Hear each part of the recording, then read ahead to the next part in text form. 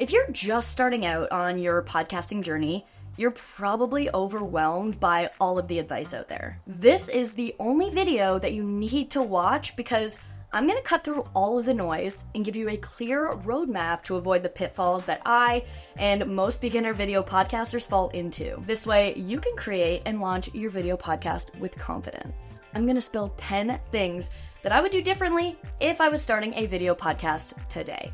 Now, before we get into it, let me know your video podcast concept in the comments.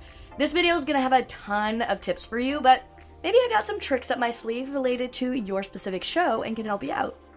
Back when I first started podcasting, I started with an audio-only podcast. But if I were to go back to making this decision, I would have absolutely started with video. Starting a podcast is a huge learning curve, and honestly, it doesn't add much to the learning curve to just add video right from the beginning. And this is going to give you so much more content to work with. You'll be able to create promotional materials that people actually want to watch, like social media videos or YouTube videos. And that's going to make it much easier to convert those viewers of those clips into viewers of the episode. So overall, it's going to make your show easier to find and easier to get new listeners. But before you scramble to go buy a fancy camera, hang tight, because we're going to get to the whole perfect video setup shortly, and it's much easier and cheaper than you might think. Now, I know it's hard to think about adding a whole other platform for your show, but in addition to posting on Spotify and other podcast directories, you also want to consider posting your show on YouTube. It's a massive platform where people are actively searching for content like yours. In fact, YouTube actually recently beat out Apple Podcasts in the running for top podcast platforms. If you plan your content right and you use the proper YouTube tactics for discoverability, like SEO and thumbnail creation, you have the ability to reach literally millions more eyeballs every single day. If you want to learn how to start a video podcast on YouTube, or even how to get your existing show on the platform, I have a video where I will teach you the 2 main ways to do this, which I'll link above. Starting a podcast is a marathon, not a sprint, especially with video. The editing workload can get really heavy, really fast. When I started, I just kept churning out episodes week after week, no break, just pure podcasting passion. Needless to say, burnout hit me hard, and I actually stopped producing my first show entirely. But here are 3 things that you can do to avoid the inevitable burnout. Number 1 is to batch episodes before starting to release. You want to have at least 3 to 5 episodes ready before you even launch. This means that you're going to work with a backlog. Number 2 is to figure out a realistic and sustainable posting schedule. Posting 1 episode a week is going to tire you out really fast. So consider starting with a bi-weekly or a monthly release. Number 3 is to consider releasing in seasons. This is going to give you time to plan, record a batch of episodes, and then promote them all together. And then you can take some much needed time off before going back on into full podcast mode. Rather than just pressing record and going at it, you need to come into recording with a solid plan. The more you plan, the easier editing is going to be. Trust me. Plan your questions, your episode flow, the length of time you want your episode to be. Going in with a solid plan is going to let you come out with already polished content, making editing so much smoother. This next one is very important. SEO, or search engine optimization, is a game changer. When I first started, I was all about coming up with creative and catchy podcast titles. They were always really punny. I was very proud of them.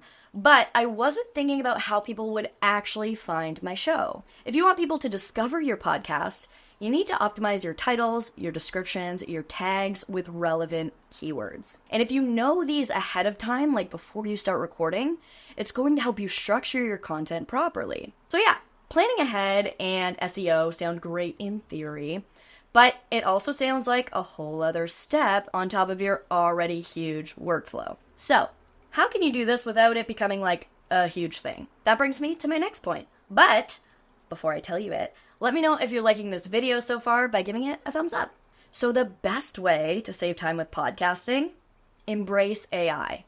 I'm not saying to use it to do everything for you, but learning how to use it for your pain points is going to allow you to free up more time to spend on the parts of podcasting that you like and you're good at. You can use tools like ChatGPT and Google Gemini to plan scripts and outlines.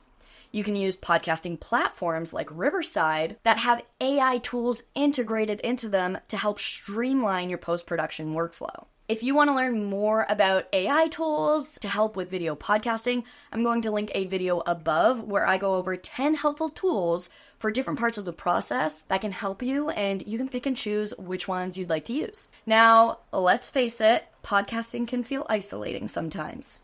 You're talking into a microphone, hoping that somebody is going to listen on the other side. But there's this amazing world of podcasters out there, all facing similar challenges and celebrating each other's successes. If I had known about communities and Facebook groups like the one that Riverside created, I wouldn't have felt so alone. It is a fantastic resource for bouncing ideas around and getting feedback and really just feeling connected to other passionate creators. I will link Riverside's community group in the description of this video so you can check it out. All right, yeah. Everyone wants the perfectly lit, pristine podcast studio, but honestly, it's not necessary, especially not when you're starting out. I spent way too much time stressing about my background and my lighting, but it turns out that people care more about what you have to say than how fancy your setup is. Just focus on creating great content. You can always upgrade your setup later if you want to, but it's definitely not a deal breaker. You can set up a visually appealing background in your living space, the space that you already have. I'm going to link a video above for some tips and tricks on how to do that. But really, just use your phone as a camera. Get a good budget-friendly microphone on Amazon like the ATR 2100X and set up facing a window for natural lighting. Your setup will be just fine. Try to make one upgrade per episode, whether that be buying a light or rejigging your background. These small steps are going to lead you to where you want to get to, but the most important thing is to just get started and stop overthinking it. Choose the software that you use for recording and editing wisely. There are a ton of different choices out there, but using one that's designed for podcasting with an active support team for your questions is your best bet. A software like Riverside is going to give you all the tools that you need to create a high-quality video podcast. You can use any equipment that you'd like, you can invite guests to record with you seamlessly, and even edit your content on the platform. Plus, all of your recordings and edits will be stored on the web so that they won't take up any space on your computer. One of the biggest mistakes that I made was getting stuck in a rut. I was afraid to try new things or experiment with different formats, but podcasting is all about evolution. So don't be afraid to try new things, whether it's adding guests or experimenting with different episode formats, maybe live streaming your recording process or adding new segments to your show. The more you experiment, the more you'll discover what works best for you and your audience. So there you go. Those are the 10 things I wish I knew before starting my video podcast. Just remember that mistakes are all a part of the journey. The important thing is to learn from them and keep moving forward.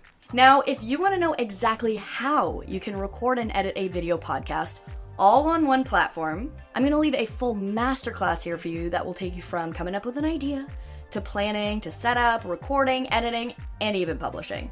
It literally has everything you need to know, broken down into small, digestible steps for you to follow to get your show up and running. And if you're interested in learning more about Riverside, I will link a playlist of videos here that will teach you how to use it. And I'll also leave a link to try out Riverside in the description so you can see just how much easier it makes your workflow. If you want to hang out again, I will be here every single week helping you to make content that works harder for you. So consider pressing subscribe and sticking around. My name is Bridget O'Rourke, and I'll see you next week.